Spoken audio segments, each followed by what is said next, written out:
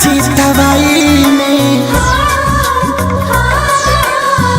एक तो हम चलतानी राजा जी दवाई में चूमा मांगेला टेकटरवा वाला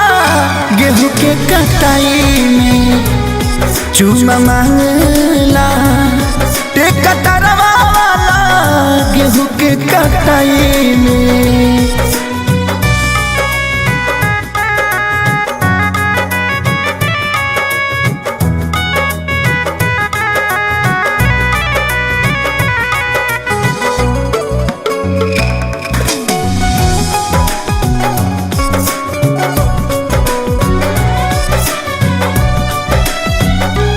हाँ केहू नहीं बुझतावे हमारा ये दर्द के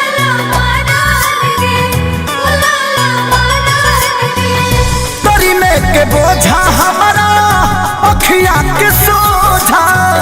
हो धाली सरद के आगे पीछे घुमाता रहत बाई में चूमा मांगेला टेकटरवा वाला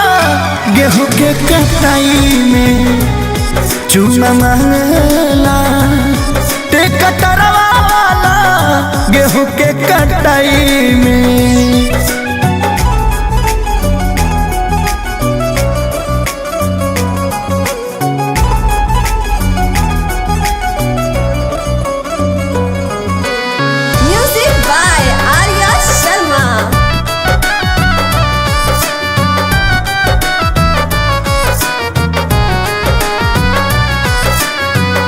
चिंता लगल बा हमारा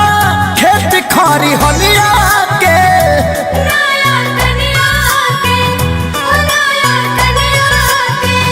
सभे देखल चाहे चहली जवनिया के पवन खेसारी को है दे दो तराई में चूमा मांगेला टेकटरवा वाला गेहूं के कटाई में चूमा मांगेला टेकटरवा वाला गेहूं के